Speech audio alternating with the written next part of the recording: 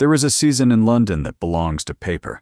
It comes late in the winter when the courts sit and the lords sit and the offices along the river open their shutters on rooms where the fires are small and the desks are large. In those rooms, men who have never met you decide what you are.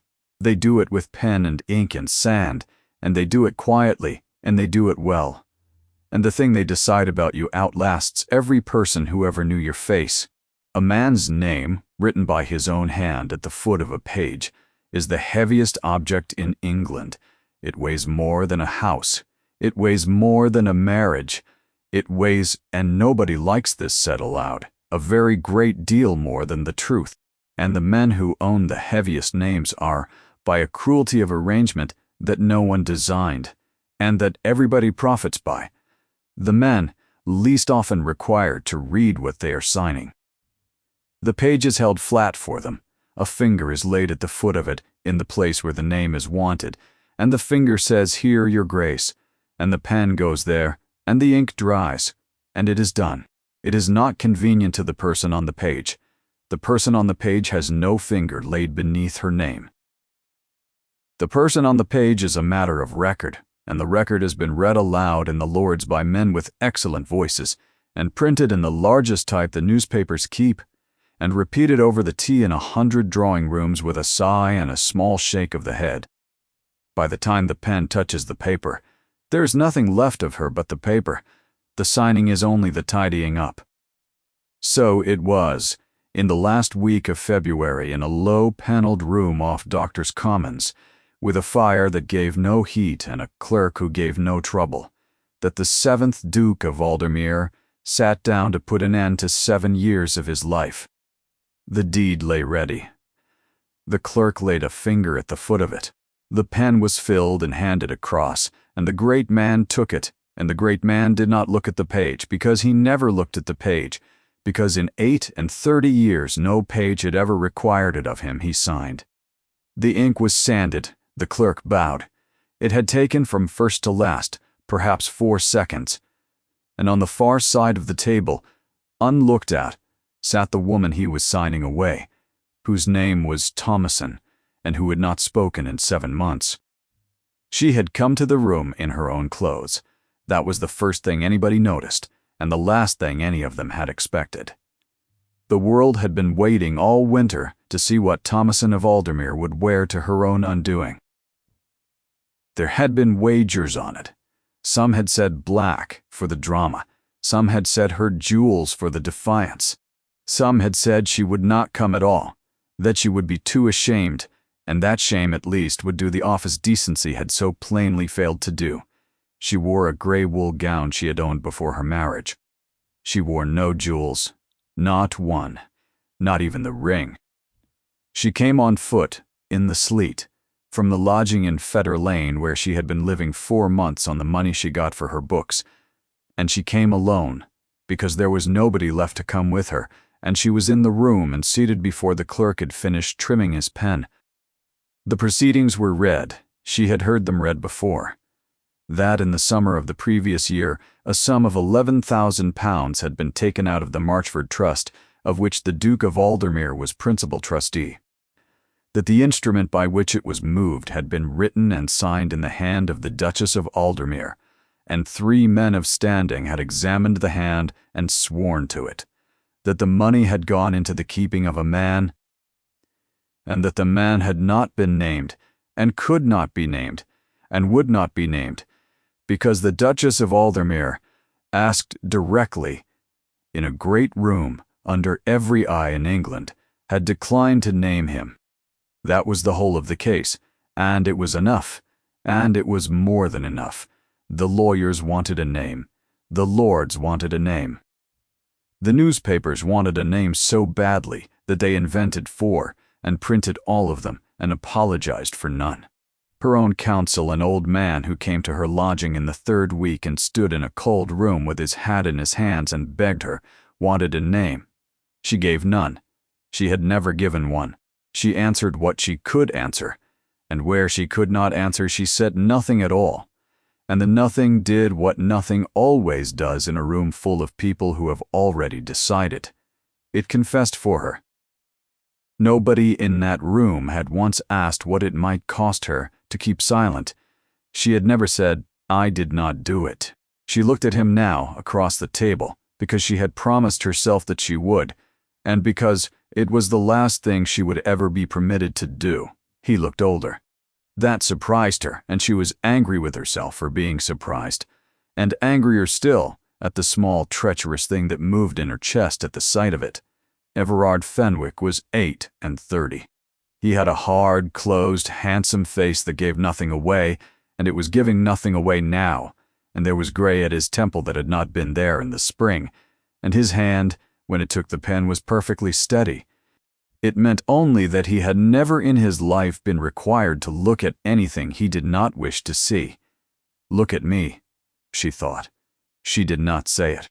She had gone 7 months without saying anything, and she was not going to break for this. Not in front of the clerk, not in front of the lawyers, not in front of a fire that gave no heat. "Look at me once. You do not have to believe me."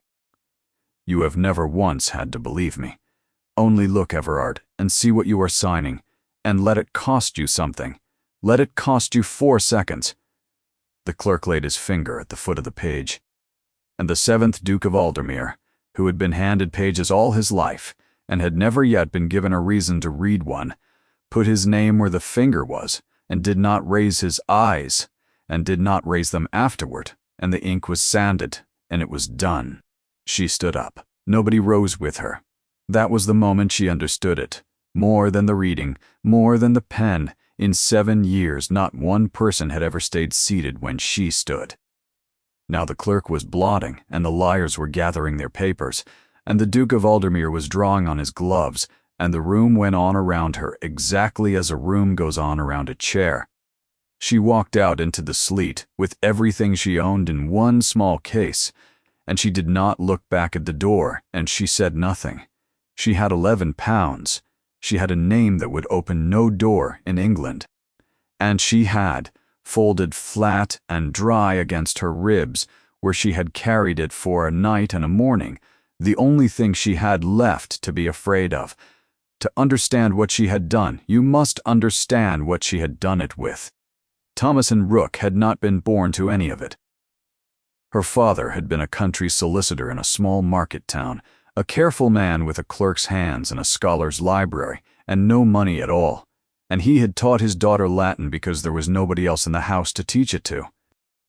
She had been 24, and entirely unremarkable, when the Duke of Aldermere, riding through on the business of an estate he had never seen, put up for a night at her father's house because the inn was full. He had not spoken much. She had not thought him proud. She had thought, and she had been right, that he was a man to whom nobody had ever told the truth, and that this was very likely the loneliest thing that could happen to a person. And she told him the truth twice before breakfast, about a matter of no importance whatever, and he went away, and he came back in the spring. She made herself useful. That was her mistake, though it took her 7 years to see it as one. A duchess is not required to be useful. A duchess is required to be ornamental and fertile and quiet, and Thomason was none of the three. And so she did the only thing she knew how to do, which was the thing her father had done, which was to read what was put in front of her. She read the accounts. She read the leases.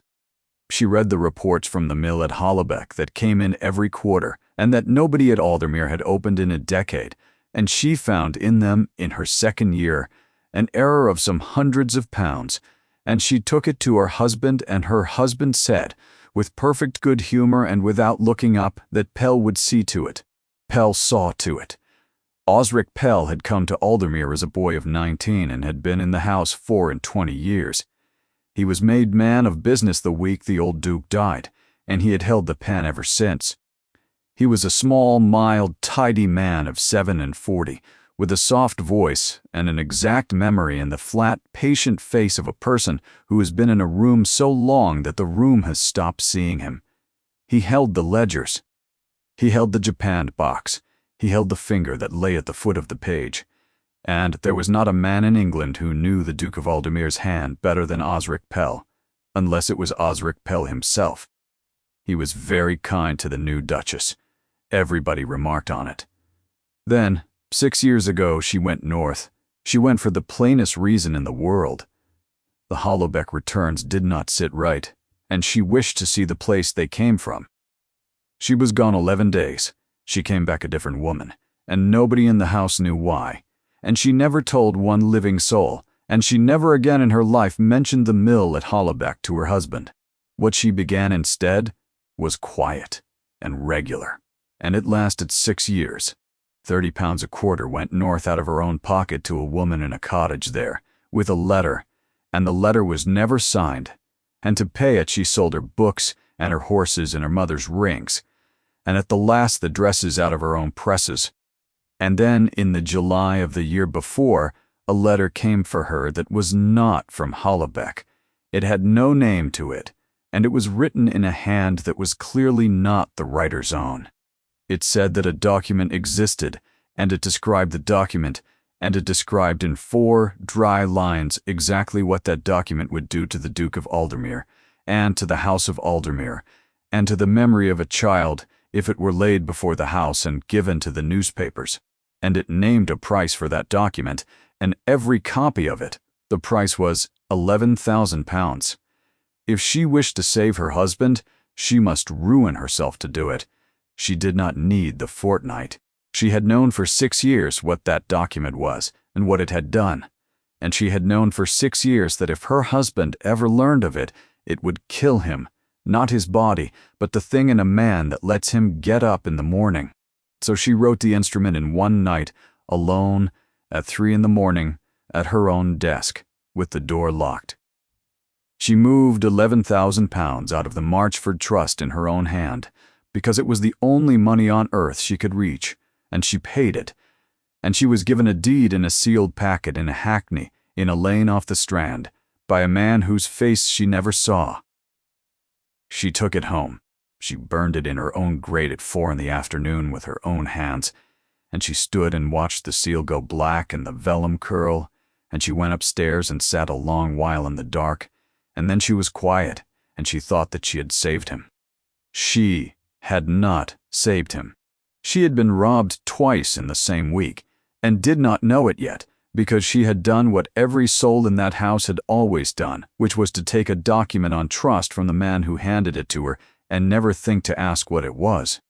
8 days later, the trust discovered the money gone. She said at once that she had written the instrument. She said it on the first day in the first room, before anybody had time to ask her twice, and the readiness of the admission was taken by every soul who heard it as the readiness of a woman caught. It was not. It was the readiness of a woman who had told the truth all her life and had not yet learned that the truth offered up bare and early is simply a thing you have handed to other people to use. And after that, she said nothing. Not who had asked for the money, not what she had bought with it, not why. Because whoever said the beginning would be made to say the end, and the end was a deed, and the deed would destroy the one person she had spent £11,000 in 6 years and her whole good name to keep it away from. So she let them take her name instead. In the beginning it had seemed a bearable exchange. On the last night before the signing, in the lodging in Fetter Lane, she sat down at a deal table with a stub of candle and wrote it all out. The whole of it. Every name and every date, and what she had bought, and what it would have cost him to know, and why she had let him think what he thought. She sealed it. She did not send it. She carried it against her ribs into the paneled room and out again into the sleet, and she told herself, walking away with £11 and no name, that she would burn it before morning. She very nearly did. A man does not notice a habit until the habit is all that is left of him. Everard Fenwick went back to Aldermere Hall 3 days after the signing, and the house received him as it had received him all his life, which is to say that it arranged itself around him without being asked. Fires were lit before he entered rooms. Chairs were drawn out before he reached them. Doors opened as he came to them, and closed as he went away, and he had never once in 38 years put his own hand to a latch in his own house, and it had never once occurred to him to wonder at it. The papers came at 11 as they always came. Osric Pell brought them, as he always brought them, in the Japan box, and set the box at the Duke's right hand, and opened it, and took out the day's business in the order in which he had arranged it, which was the order in which it would be signed. Leases. A presentation to a living, a memorandum from the coal agent, a note on the drainage at Seneca. Pell laid each one flat and turned it the right way about, and laid his finger at the foot of it on the clean place, and said what he had said some 40,000 times, "Here, your grace." And the Duke of Aldermere signed. It was an ordinary morning. He had spent a great many of them. The last thing in the box was not a document. It was a letter, and it had come to the wrong house, or rather it had come to the only house its writer knew, and it was addressed in a poor, laborious, upright hand to Her Grace the Duchess of Aldermere, and the paper was cheap, and the seal was a blob of tallow pressed with the thumb. Pell's hand went out for it. He saw it now. "I'll see to that, your grace," said Osric Pell. No. The word was out of Everard's mouth before he knew it was in him. Pell's hand stopped.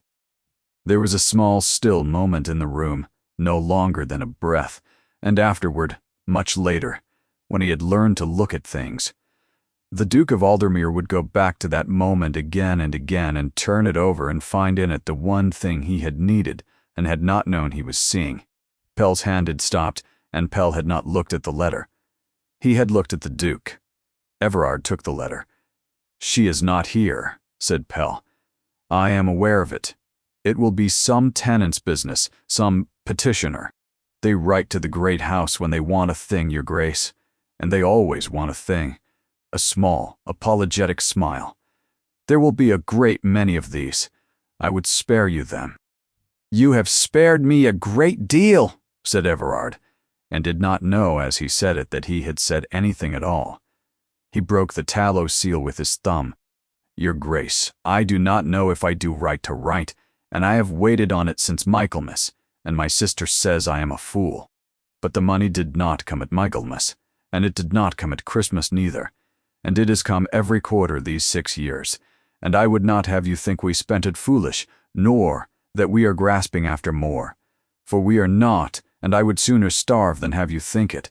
I only write, because if it has stopped there will be 9 of us here who must be told why, and I would rather tell them a true thing than let them make up a bad one about the lady that saved us. The girls are all placed, every one.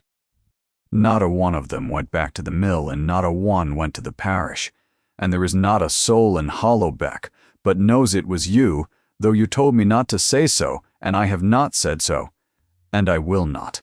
Only I have told them it was a lady, and they pray for a lady with no name, which I have always thought a poor return, but it is what you asked of me.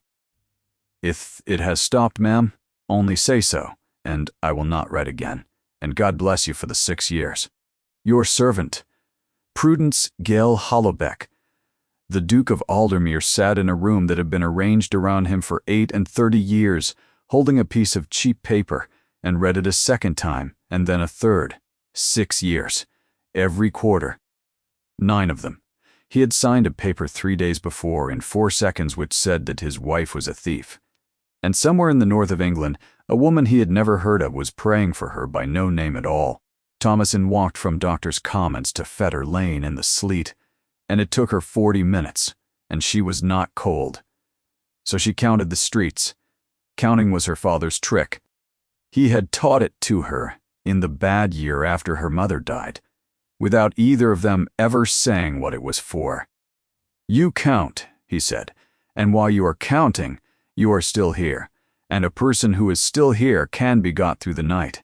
She had counted through her wedding. She had counted through the reading of the case. She counted now the corner, the pump, the shut shop, the church, the 12 steps up to Hesper Nye's door. She reached Fetter Lane at 4 and stopped at the foot of the steps and understood that she had nowhere to go. It was settled now. It had been settled in 4 seconds. She went up the 12 steps and put her hand to the door, and the door opened before she reached it, Hesper Nye stood in it. She was a broad, plain, weathered woman of 60 with red forearms and a face like a closed fist.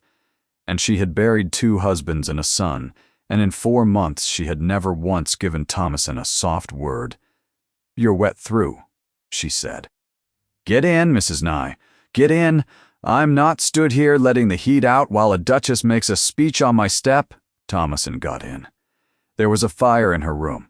It was not a large fire, and it was not an extravagant one, but it had been lit an hour before, and it had been fed since, and the room was warm, and the bed was made up with a clean sheet that had not been there in the morning, and on the table there was bread and a plate of cold mutton and a pot of tea under a cloth.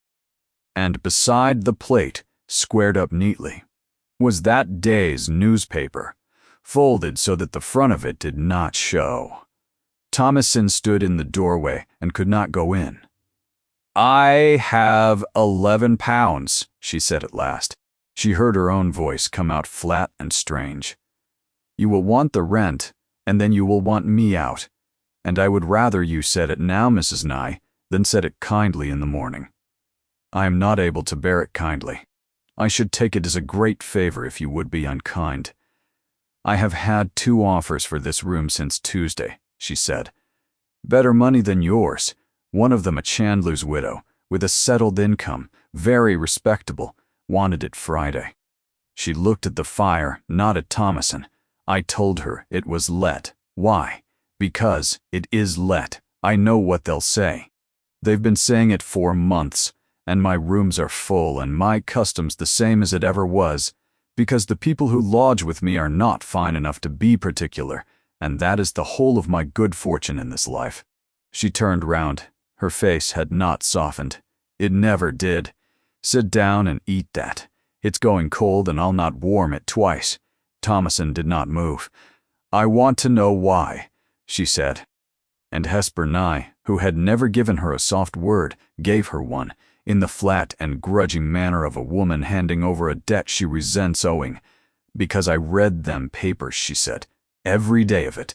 All of it. And I read what they said you done.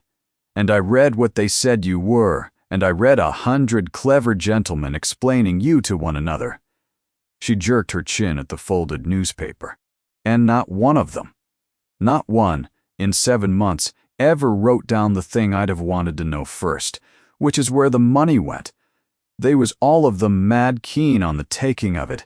Not a soul curious where it went to."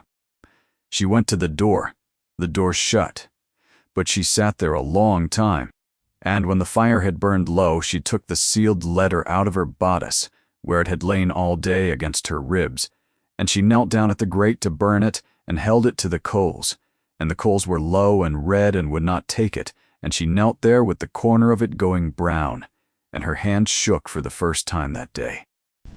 Then she pulled it back. She did not burn it. She told herself she would burn it in the morning.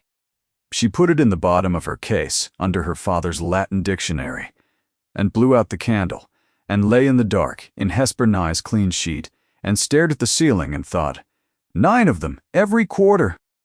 And now it stops, and I cannot even tell them why. The first draft came on a Tuesday. It came by a clerk, in an envelope of good paper, and it was for 200 pounds, and it was drawn on the Duke of Aldermere's bank, and at the foot of it, in a hard, upright, unhurried hand, was the signature she had seen exactly once, 3 days before, at 4 seconds distance, at the end of her life. There was no letter with it. There was nothing with it at all. The second draft came on the Friday. It was for the same amount. It came with no letter. She returned it. She waited all that time for the other thing. She waited to be punished properly, and the punishment did not come. A demand she could have refused. She was extremely good at refusing.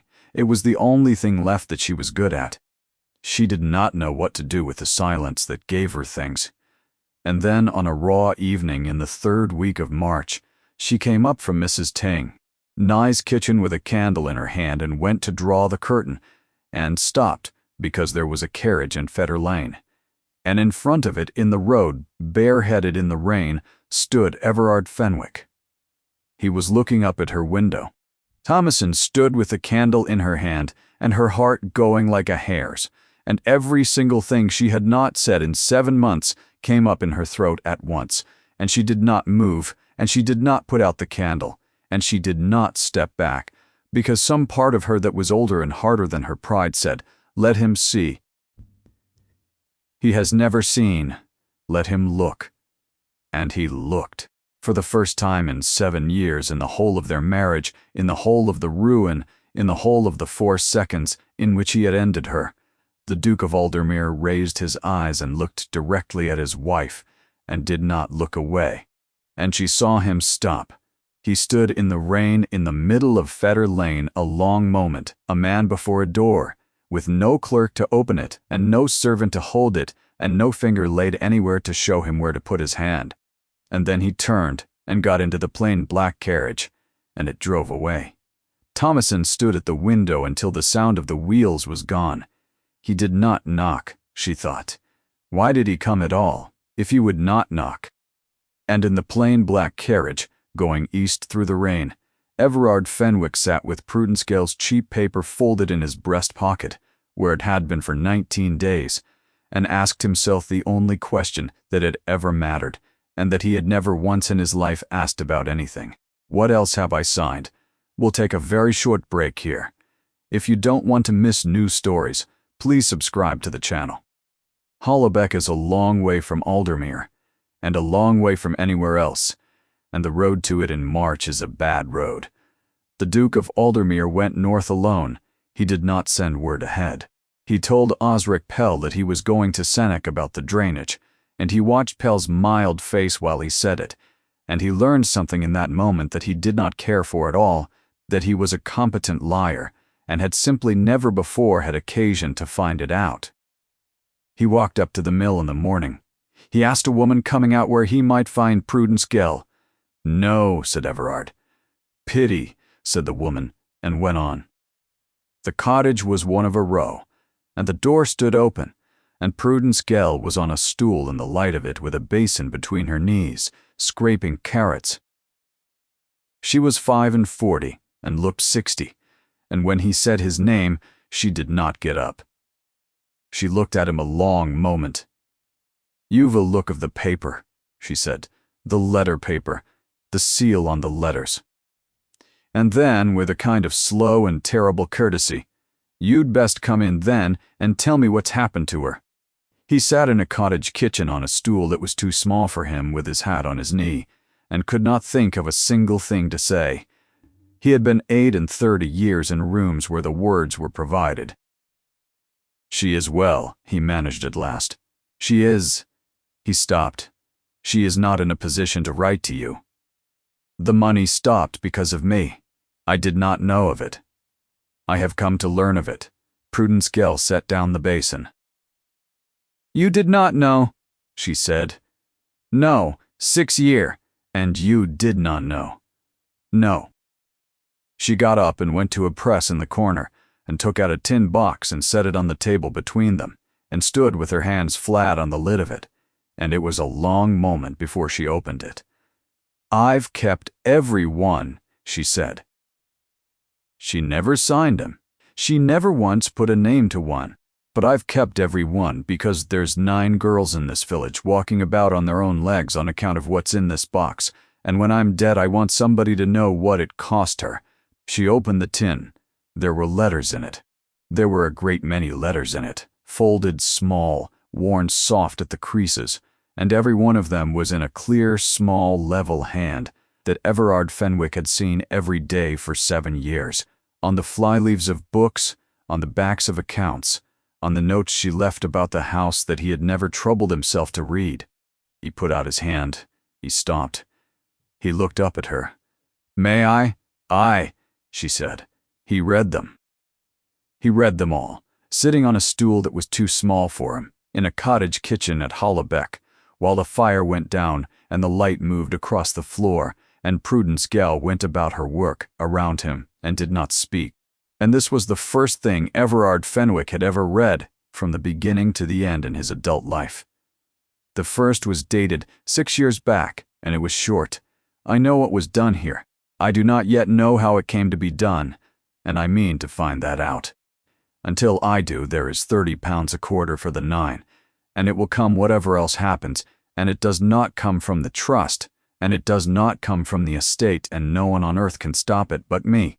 You are not to thank me, and you are not to write my name. If you are asked, say that it comes from a fund. He read one about a schoolmaster, and at the very bottom, the last of them, dated the July of the year before, the July in which £11,000 had gone out of the Marchford Trust.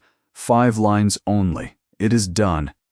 It is bought, and it is burned, and it will never see the light, and there is an end of it, and he will never know.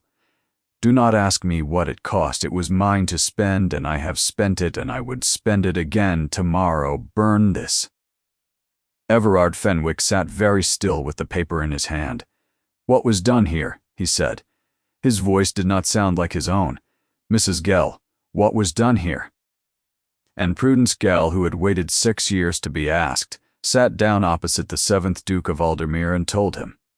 She told him that in the winter the old Duke died.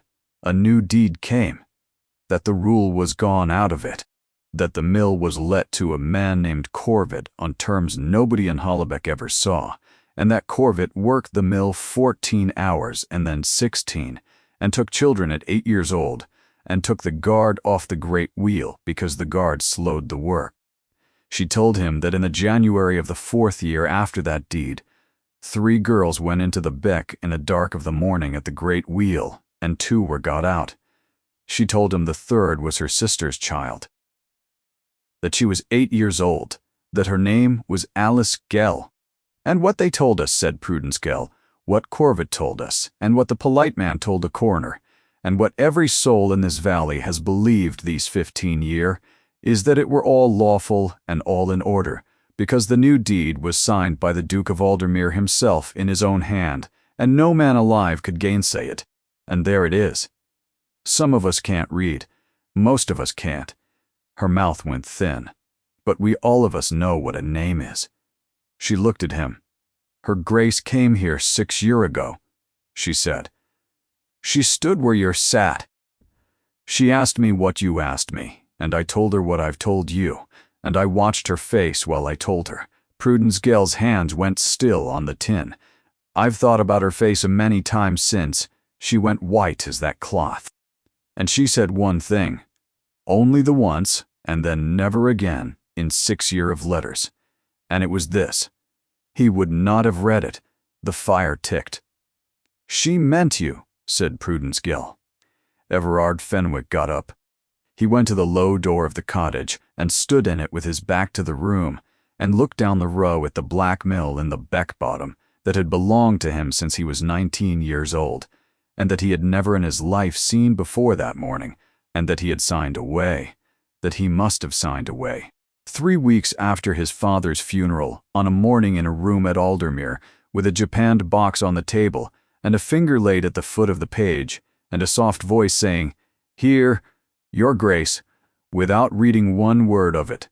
9 girls, £30 a quarter, 6 years. His wife had known what he was for 6 years, and had never once said a word of it to him, and had paid for it quietly out of her own pocket, and had let him go on believing himself a decent man. And when it had come to the point at last where the thing could no longer be paid for quietly, when somebody had come to her with the proof of it in his hand and named a price, she had taken £11,000 and let herself be called a thief before all England, and stood in a grey wool gown in a cold room and said nothing. She had let him take her name. She had let him take her name to keep him from ever reading a page. The Duke of Aldermere stood in a cottage doorway at Hollabeck and put his hand flat against the frame of it to hold himself up, and behind him Prudence Gell said, in the voice of a woman who has decided to be cruel exactly once and to be quick about it, So it's true then. What she thought. He did not turn round. I do not know, he said. God forgive me, Mrs. Gell. I do not know what I signed. He came back to London on the 4th of April, and he did not go to Aldermere Hall. He took rooms at an hotel in Albemarle Street, in his own name, and he sent for a lawyer who was not the family's lawyer, and he sent for the mill accounts, and he sent for the Marchford ledgers, and he sent for every book and box and paper of the estate that could be moved. And when Osric Pell wrote to ask with the mildest surprise whether he might be of assistance, the Duke of Aldermere wrote back in his own hand, on a half-sheet, the first letter he had written unaided in a decade. No. Send everything. Send it all. The wagon came on a Thursday. It took 4 men the whole of a day to carry it up. And then Everard Fenwick shut the door of a hired sitting room in Albemarle Street on 19 years of his life and sat down and began to read. He learned to read aloud. That was the trick in the end. He found that if he said the words out loud, alone, in an empty hired room, like a boy at his lesson, his mind could not run away down to the signature line and leave the rest of it behind. He did not care. It was the single most extraordinary discovery of his life that he did not care. He found that he had at the age of 22 apparently sold a wood. What he found slowly. He found that his estate was not so rich as he had believed and had not been for a very long time. He found a great many leases granted at a low rent to men he had never heard of, and he found that 4 of them shared an address in Camomile Street, an address given, in a lease of 16 years back, as the residence of a Mr. O. Pell. And he found that he had, at the age of 22, apparently sold a wood he rode through 4 times a year, which had been let back to him at a rent by the man who bought it. He had been paying rent for 16 years upon his own trees, because the rent was a small item in a long column, and the column was in a book, and the book was in a box, and the box was carried in every morning by Osric Pell. And in the 2nd week, at 2 in the morning, he found the deed of the Hollowbeck Mill. It was drawn on good vellum. It was engrossed in a clerk's fair hand. It struck out the covenant of the old trust concerning the age of the children and the hours of their work and the guard upon the wheel, and it did it in language so dry that a man might read it 3 times and not know that he was reading a death. At the foot of it was his own signature. It was his hand. It looked like his hand. It looked exactly like his hand, which is what a man's hand looks like when it has been copied for 19 years by the only person on earth who has ever had the opportunity to study it at leisure. He could not swear he had not signed it. He had made himself the perfect man to forge. The date of the deed was the 17th of November. He read it and read it again, and something moved in the very back of his mind, slow and cold, like a hand laid on the neck. The 17th of November. He got up. He crossed the room. He took down from among the boxes the black household book of Aldermere that went back 40 years, and he turned the pages with hands that were not entirely steady. And he found the November of the year his father died, and he read what he already knew, and he read it aloud in the empty room because by then he could not read any other way. The 17th of November, the funeral of His Grace the 6th Duke, the household to Aldermere Chapel at 11, 340 at the gate. His Grace the 7th Duke received the tenantry from noon until dark.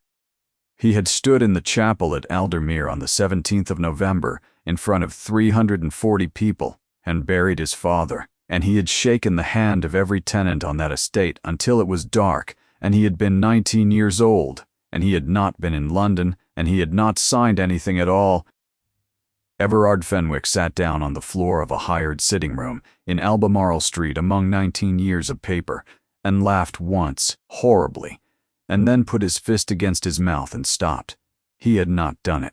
He had not done it, and his wife had believed that he had, and had spent 6 years paying for it, and had spent £11,000 to hide it from him, and had spent her name, had stood up in front of all England and spent her name, to keep him from ever learning that he was a man who had signed free children into a beck.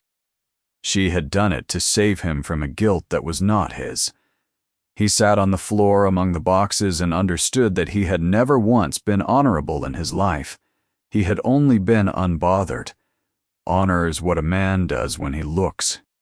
At 6 in the morning he rang for the boots and sent him out for a hackney. And at 7:30, in a coat he had slept in, the Duke of Aldermere stood in Fetter Lane in front of a lodging-house door, with no clerk to open it, and no servant to hold it, and no finger laid anywhere to show him where to put his hand. He raised his own hand, and he knocked. Hesper Nye opened the door with a poker in it. "She's not to be plagued," said Hesper Nye. "No," said Everard. "I have not brought money." "Then what have you brought?" Everard Fenwick looked down at the thing in his arms. It was a japanned box, and it was heavy, and he had carried it up from the hackney himself, because there was no longer anybody left in his life that he was willing to let carry it. "Paper," he said. She stood aside. Thomasin was at the top of the stairs. She had heard the knock. She had been standing in her doorway since the knock, in the grey wool gown, with her hands at her sides, and she watched him come up the narrow stair with a japanned box in his arms and stop 3 steps below her, and she did not move out of the doorway. They looked at one another. 7 years of marriage, 7 months of silence, 4 seconds in a panelled room. "I have been to Hollabeck," he said. Thomasin put out her hand and took hold of the doorframe, and her face did not change at all. And it was the not changing that told him everything, because he had learned at last, at 8:30, to look. "Ah," she said. "Thomasin, do not." Her voice was very quiet. "Do not stand on Mrs. Nye's stair and tell me you are sorry. I could not." She stopped. She breathed. She began again level. "I have arranged my whole life on the understanding that you would never know. I have paid rather a lot for that arrangement. You will forgive me if I do not know what to do with you now." "I have not come to be forgiven," said Everard. "Then why have you come?" He looked up at her from 3 steps below, holding the box. "To read," he said. She let him in. There was a deal table in her room under the window. There was 1 candle in the stub of another. There was 1 chair, and there was the edge of the bed, and there was nothing else at all. And the Duke of Aldermere set the japanned box down on the deal table, and took off his coat and hung it on the back of the door like any man, and sat down and opened the box. He looked up. "I am going to read it," he said, aloud. "Every page. I am not asking you to help me, and I am not asking you for anything whatever. You may sit there, or you may put me out into the lane, and I will go, and I will read it in the lane. But I am going to read all of it, and I am going to read it in front of you, because you are the only person in England who knows what it says, and because I have spent 38 years being handed the bottom of a page, and I find that I would rather die than be handed anything ever again." Thomasin stood by the door. "That will take all night," she said. "Yes. You will not understand half of it. No." "The 17th of November, she said, and her voice cracked for the first time in 7 months, and she took hold of the doorframe again. "Everard, the 17th of November. Do not make me sit here and listen to you read out." "You were in the chapel," he said. She stopped. "I was not," she whispered. "We were not married. I was in Suffolk. I was 18 years old, and I had never heard of you." "No," said Everett. "I was in the chapel." He put his hand flat on the vellum in the box. "On the 17th of November in the year that deed is dated, I buried my father in front of 340 people, and I stood at the gate until dark, and I was 19 years old, and I was 200 miles from London.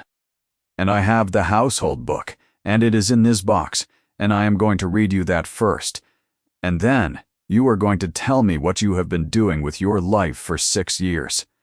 The room was entirely silent. Thomasin Rook stood in the doorway of a hired room in Fetter Lane with her hand on the frame, and the thing that had held her upright for 7 months, the thing that had got her through the reading of the case and the printing of her name, and the 4 seconds and the sleet, went out of her all at once like a candle. She sat down on the edge of the bed rather suddenly.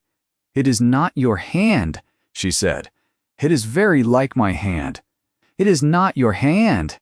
She was crying now. which she had promised herself she would never do in that house, and she was furious about it, and she did not stop. I looked at it. I looked at it for an hour, with a glass. The D. Everard, you make your D backward. You have always made it backward. You were beaten for it at school. You told me so yourself, and the D on that deed is made properly. It is made the way a clerk makes it, and I saw it, and I told myself I was a fool. I told myself I wanted it not to be you, Thomason. And he was standing at my shoulder while I looked at it, she said.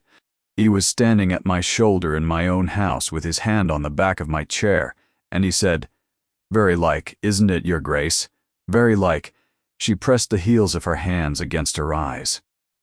And I thought he meant it was a hard thing to look at. I did not understand for 4 months that he was telling me. He was telling me, and enjoying it, and I did not hear him. Everard Fenwick sat very still at the deal table. "Say his name," he said. "You know his name. I want to hear you say it. You have not said it in 7 months, and it has cost you everything, and I want to hear you say it in a room where it can do no harm." And Thomason, with her face wet and her back straight, said, "Osric Pell." Then she got up. There was only the one chair, and he was in it, so she took the stool that Mrs. Bach and I kept for the coal scuttle, and she set it at the other side of the deal table, and she sat down opposite her husband, with the Japan box between them. "Give me the household book," she said. "You will read it wrong. You read too fast, and you skip. You skipped through the marriage settlement, and you skipped through your own father's will, and if you skip tonight, I shall put the whole box in the fire. Read it slowly. Everard, read it out. And when you do not understand a thing, you will stop, and you will say so, and you will not be too proud to say so, because I have given up my name to keep you from a piece of paper, and I will not now sit here and watch you skim it." He looked at her across the table. "No," he said, and he took out the first page, and he began to read aloud. He read all night. He read the household book, and the deed, and the leases, and the rentals of 4 men out of Camomile Street. He read the sale of a wood, and the rent he had paid on it for 16 years. He read the Marchford accounts from the very beginning, in his hoarse, slow, careful voice, and twice she stopped him and made him go back. It was somewhere near 5 in the gray of it that Thomason stopped him. She had the packet of the Trust's own correspondence under her hand, and she had gone very still. "Read that again," she said. "The date." He read it again. She sat back. "I burned it," she said. "Burned what?" "The deed." Her voice was perfectly flat. "In July, in my own grate, at 4 in the afternoon, with my own hands. I paid him £11,000 in a hackney off the Strand, and a man put a sealed packet into my hands, and I took it home, and I burned it, and I stood and watched it burn, and I thought that I had bought it. That was what I bought, Everard. That was the whole of what I sold my name for." She looked up at him. "It was a copy," she said. "I never opened it. I never looked. He handed me a paper, and I took it on trust, and I never once looked at it, and I have spent 6 years despising you for exactly that. He has it still," she said. "He has had it all along. He took my £11,000, and he kept the deed, and he let me be tried for the theft of it. And he has been sitting in your house every morning for 7 months, holding your finger to the page." "How much of it did you pay out of your own money?" said Everard. "All those years, the £30 a quarter. What did you sell?" And Thomason, without lifting her eyes from the ledger, said, "Everything." Osric Pell was not a fool, and he had not survived 24 years by being surprised. He waited 3 days. He was a patient man. Then he took a hackney to Albemarle Street and sent up his name. Everard received him standing. "Your Grace," said Osric Pell, and bowed exactly as he had bowed for 19 years, and looked about the sitting room at the boxes and the papers and the guttered candles with a mild and sorrowful interest. "I am glad to find you well. There has been a good deal of foolish talk. Sit down. I would rather stand your grace if it is all one to you. Shall not be long. He folded his small hands. I have come to give notice. Everard said nothing. 24 years is a long while, said Pell. I am not a young man. I find I have a wish to retire into the country, and I have made, if your grace will permit the vulgarity, a modest provision. Quite modest. I think it will serve. I shall want my accounts passed, of course a formality. The trustees meet at Marchford House on the 9th, as they meet every year, and your grace will sign the discharge as your grace has signed it these 19 years, and I shall go away into Dorset and grow pears, and there will be an end of it. And if I do not sign it. Osric Pell looked up, and for the first and only time in his life Everard Fenwick saw the face behind the face, saw it for perhaps a second and a half, in a hired sitting room in Albemarle Street. And it was not wicked. It was not even angry. It was bored. Then there will be a difficulty, said Pell pleasantly. He took a folded paper from his breast and held it out. Everard did not take it. Pell laid it on the table, and smoothed it once, and stepped back. That is a copy, he said. The original is in a safe place, and there are 2 other copies, and one of them is with a person who has instructions. It is the Hollowbeck deed, your grace, your hand at the foot of it.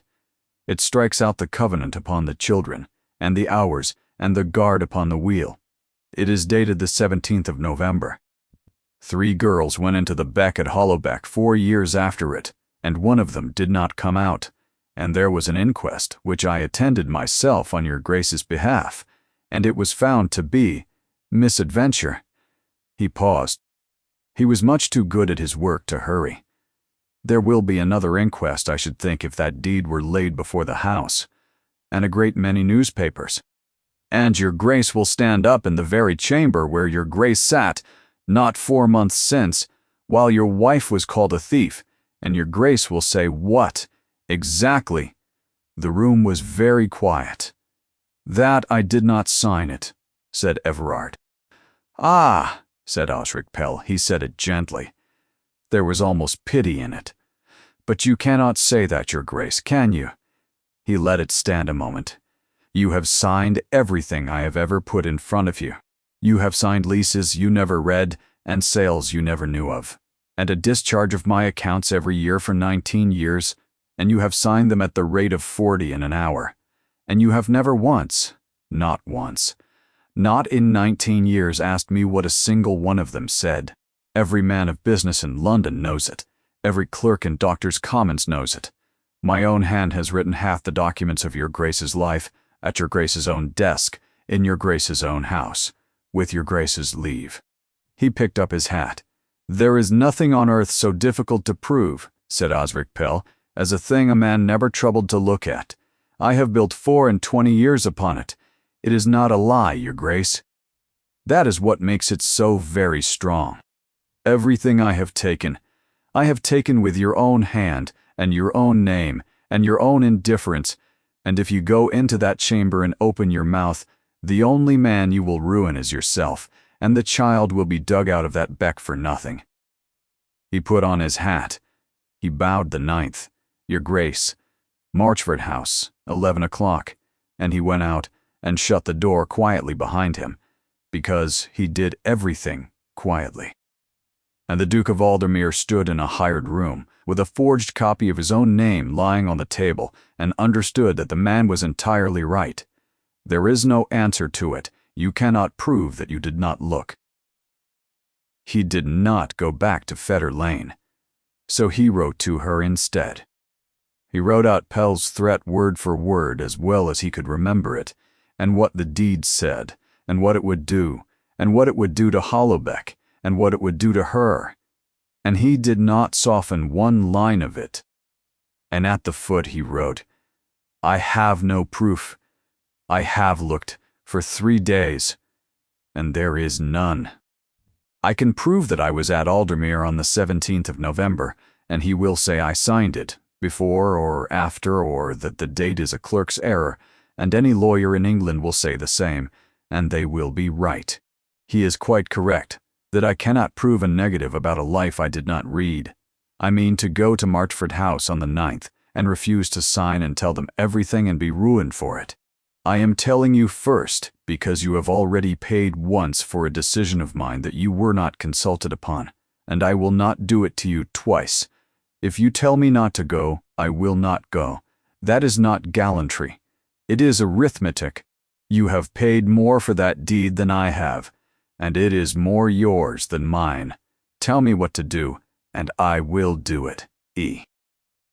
The answer came within the hour, by the hand of Hesper Nye's boy, on the cheapest paper in London, in a clear, small, level hand. Go, and do not tell them everything. Tell them the one thing you can prove. Read the deed aloud, Everard. Slowly. All of it, including the words you would rather not say in a public room. And do not stop, whatever happens, until you have read the last line. Trust me a little. You have never once had to, and I find I should like to see how it suits you. On the night of the 8th of May, at 11 o'clock, the Duke of Aldermere went to Fetter Lane. He did not send the carriage. He walked, and it took him an hour, and it was raining as it had rained in March. He did not knock. He stood in the rain in the middle of Fetter Lane for a long time, a man before a door, and he had come to ask her a question, and the question was, "Is there anything I can do to make this easier for you?" And he understood, standing there, that there was not, and that asking it would only be one more thing she had to carry. So he did not knock. He turned to go, and the door opened. She was in the doorway with a shawl over the gray wool gown and no candle, and she had not been asleep at all, and she came down the 12 steps into the rain in her indoor shoes without a word. She did not ask him what he was doing there. She did not say his name.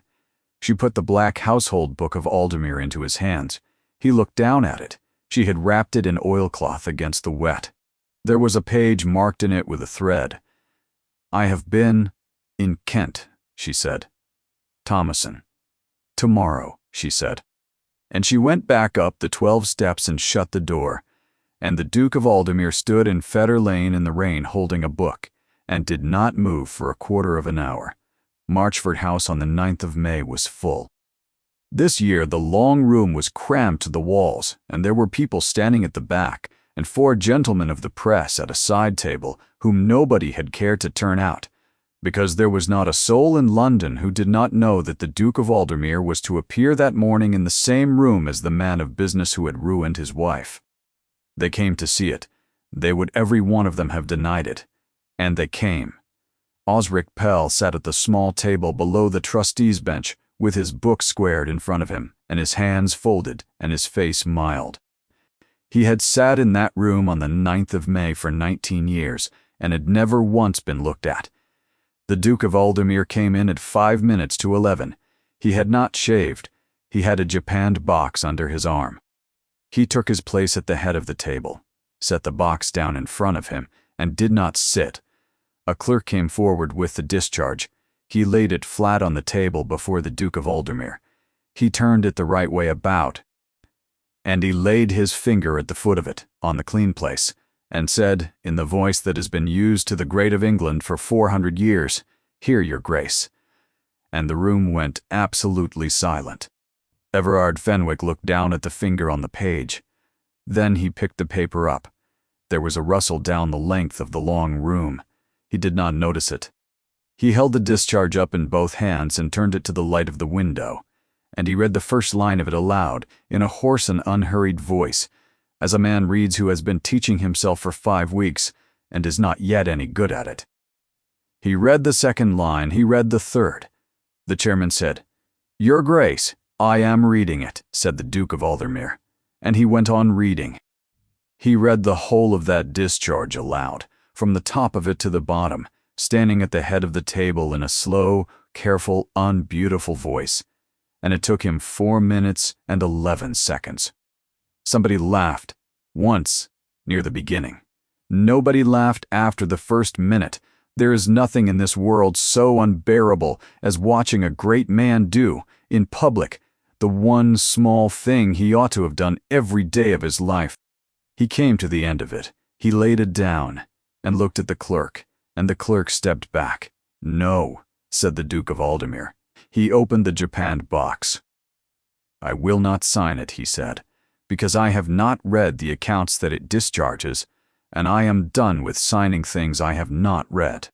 And before this trust does any further business, there is a paper I mean to read to you, and I am going to read the whole of it, and I ask the indulgence of the room, because I read badly. I have only lately learned." He took out the deed. He held it up, and every man in that room saw the ducal signature at the foot of it, and Osric Pell sat with his hands folded and did not move at all. "This is the deed by which the Hollowbeck Mill was let out of the protection of this trust 19 years ago, said Everard. "It bears my name. I am going to read you what my name is at the foot of," and he read it. He read the recitals, dry as dust, and then he read, in that slow, hoarse voice, in that crowded room, the clause that struck out the covenant, that removed the limit upon the age of the children employed at Hollowbeck Mill, and the limit upon the hours they might be worked, and the requirement of a guard upon the great wheel. He did not stop, and he did not soften it, and he read it as a man reads out a sentence of death, which is what it was. Somebody in the gallery drew in a breath. "3 girls went into the beck at Hollowbeck," said Everard Fenwick, "in the January of the 4th year after this was signed. In the dark of the morning, at the wheel this paper says need not be guarded. 2 were got out. The 3rd was 8 years old, and her name was Alice Gell, and she was buried at the charge of this trust. And there was an inquest, and the trust steward attended that inquest on my behalf. I did not know there had been an inquest. I did not know there was a mill. I have never in my life read anything that was put in front of me." He set the deed down. "You are waiting," he said, "for me to tell you that I did not sign it." He looked round the room. "I cannot tell you that. I do not know what I have signed. I have signed everything laid before me for 19 years, and I have read none of it. And there is not a document in England that I could stand here and honestly deny. That is not a defense, it is the confession." He paused. "There was one," he said. "There was one person in my house who read what was put in front of her. I signed her away in 4 seconds, in a room in Doctors' Commons, and I did not look up. The silence in the long room had changed. It was not the silence of people enjoying a scandal anymore. It was the other kind. Osric Pell stood up. He did it quietly and with real regret, and he spoke to the trustees and not to the Duke. "Gentlemen, I am very sorry to see this. His Grace has been unwell. The whole town knows it. I have served this trust 19 years, and I would say nothing against him for the world. And I ask you to observe that His Grace has not, in all of that, accused me of one single thing." He turned. "Your Grace has not, has he?" "Your Grace has said only that your Grace did not read, which is true, which is, I am sorry to say, notoriously true. And it is a great pity and a great sadness, but it is not a crime, gentlemen, and it is not evidence, and it is not evidence," said a woman's voice from the back of the room. "No, it is not." Every head in Marchford House turned. Thomasin Rook stood at the back of the long room in a grey wool gown. She had come on foot. She had been let in by nobody. She had been standing at the back for an hour. And she walked up the length of that room, through the people who had printed her name in the largest type they had. And she did not hurry, and her back was straight, and she counted the paces as she came, because her father had taught her to count, and because a person who is counting is still there, and a person who is still there can be got through anything at all. 41 paces. She had a book under her arm. "That is not evidence, Mr. Pell," she said. "You are quite right, but this is—" She put the book down on the table in front of the trustees. It was the Black Household Book of Aldermere Hall. "On the 17th of November, in the year that deed is dated," she said, "the 7th Duke of Aldermere buried his father in the chapel at Aldermere, before 340 people, and stood at the gate receiving his tenantry until dark. It is in this book. It is in the parish register. There are 100 men and women alive in Kent this morning who shook his hand that day, and I have the names of 40 of them written in the back of this book. I got them by walking about that village for 4 days last week and asking, which is a thing anybody might have done at any time and which nobody ever did, because nobody ever looks. She turned to Pell. He was not in London, she said. He did not sign it. You did, madam, said Osric Pell, perfectly calm. A deed may be executed upon a day other than its date. Any clerk will tell you. Yes, said Thomason. It may. And so I should have no case at all, and I know it and you know it except for one thing. She opened the household book at the place she had marked with a thread. You wrote the date, she said. You wrote it 19 years ago when you were 28 and had been in that house 9 years, and you chose the 17th of November out of your own head, because you needed a day on which the new Duke was certainly at Aldermere, and certainly not attending to business. A day on which nobody would ever ask him what he had done, because everybody would already know what he had done. You chose the day of his father's funeral because it was the safest day in the world.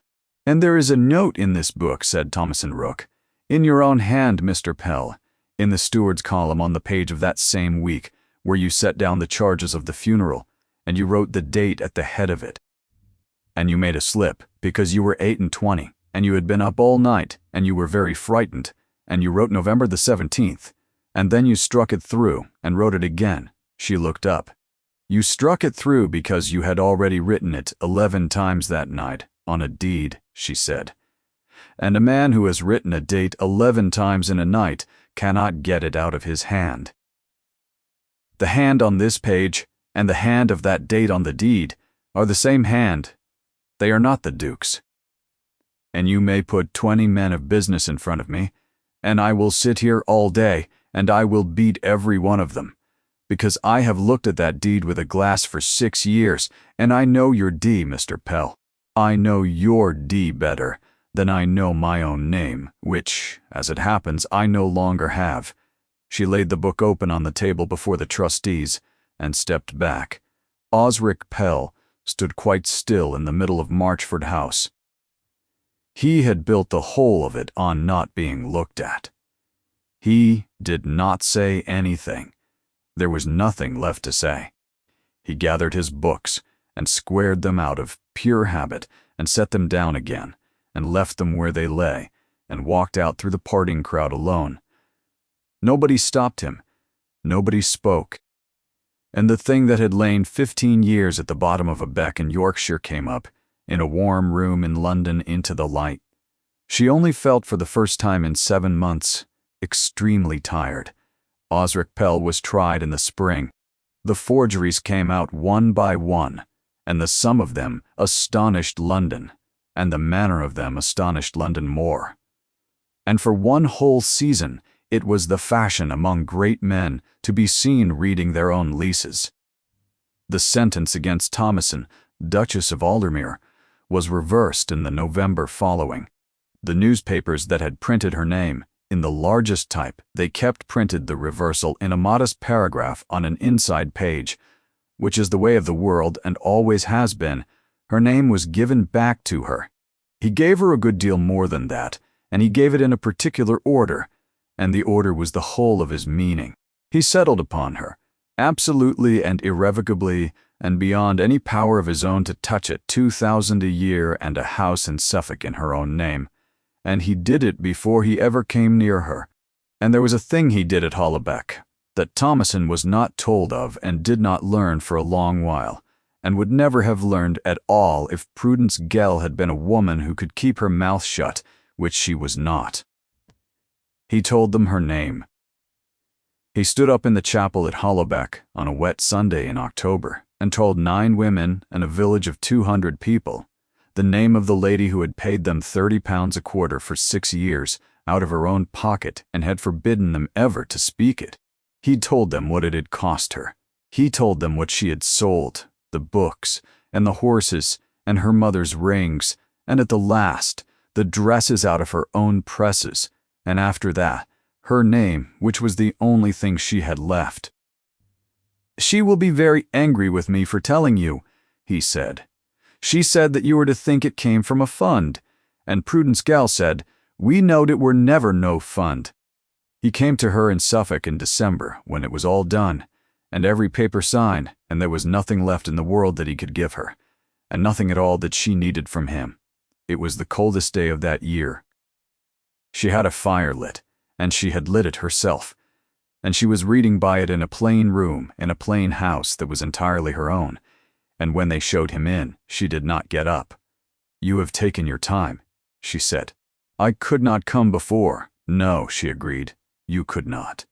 She closed her book. "Sit down. You are letting the heat out." He sat down. He had made certain of that first. He had spent 9 months and a great deal of money, making absolutely certain that when he came into this room, he would have nothing at all to offer her. "I have brought you nothing," he said. "I noticed. That was deliberate. There is nothing left that you need, and I have seen to it. Your income is your own, and I cannot touch it. The house is your own. Your name is your own. If you tell me to go out of that door, I will go, and the income will not stop, and the house will not be taken, and I will never come here again, and none of it is conditional upon anything whatever. I want you to know that before I say the next part, I want you to be able to say no to me and lose nothing by it. I have never in my life given anybody the power to say no to me. I am told it is a thing that must be given, or it is not worth having." Thomasin sat very still. "Say, the next part," she said. And the Duke of Aldermere, who had been handed the bottom of the page all his life, looked up at his wife with his own eyes open and said it. "Come back," he said. "Not to be a duchess. You were a very bad duchess, and you hated it. Come back and be the person in my house who reads. Come back and make me read. I am slow, and I am proud, and I skip, and I shall need to be told so every day for 30 years, and there is nobody else on earth I would let tell me, and I do not deserve to be told, and I am asking anyway." "I signed you away in 4 seconds," he said. "I have spent 9 months learning how to look at things. I have looked at every paper I own, and the only thing I have ever had in my life that was worth reading was you." Thomasin Rook put her hands over her face. She sat like that a long moment, in a warm room with the firelight on her, and when she took her hands down her face was wet, and she did not care. She got up and went to a drawer and took out of it something flat and sealed, and came back and put it into his hands. "I wrote it the night before," she said. "All of it. Every name and every date, and what I bought, and what it cost, and why I let you think what you thought. I was going to send it. I was going to burn it. I did neither for 9 months, and I could not have told you why." She sat down. "Read it," said Thomasin, aloud to me, "and do not skip." So the 7th Duke of Aldermere broke the seal on the letter his wife had written him the night before he signed her away, and he read it out, slowly, in his hoarse and careful and unbeautiful voice, in a small warm room in Suffolk. It took him a long time. Twice he had to stop. She did not help him. He read every word of it. "You said no in it," he said at last, "here. At the end, you wrote, 'And if by some accident this should ever come into your hands, I do not want to be forgiven, and I do not want to come back, and I do not want you to feel that you owe me anything, because if you came to me out of a debt, I should not be able to bear it.'" "Yes, that was 10 months ago." "Yes," said Thomasin. "And now?" And she reached over and took the letter out of his hands, and folded it, and held it in her lap. "Now you have made quite certain that you owe me nothing at all," she said. Which was, I think, rather the point of the last 9 months. It must have been extremely expensive. "You might simply have asked." "I might not," said Everard. "I have spent my life being handed things." "I was not going to hand you anything ever again." "No," she said, "you were not. She was quiet a moment. "Yes," she said. They were married again in the spring, in the parish church at Hollowbeck, because she would not be married anywhere else, and 9 women stood at the back, who had all of them been girls at the mill.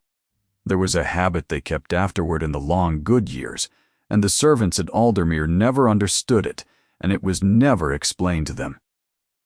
Every morning at 11 the papers came in the japanned box and were set at the Duke's right hand and were opened, and the Duke of Aldermere took out the first of them and turned it the right way about and read it aloud from the top to the bottom, every word of it, to his wife, who sat across the table with her own pen and her own book and stopped him whenever he went too fast, which was often, and on the top of the papers in that box every morning, lying where his hand must touch it before it touched anything else, there was a single sheet of cheap paper written in a poor, laborious, upright hand, with a blob of tallow at the foot of it where a woman's thumb had pressed the seal.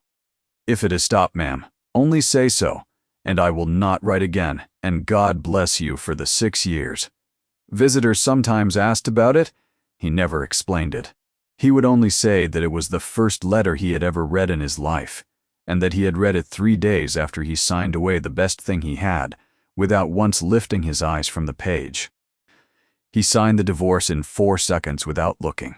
He was 38 years learning what it costs a man not to look, and he spent the rest of his life at a table with a woman who read everything, learning how.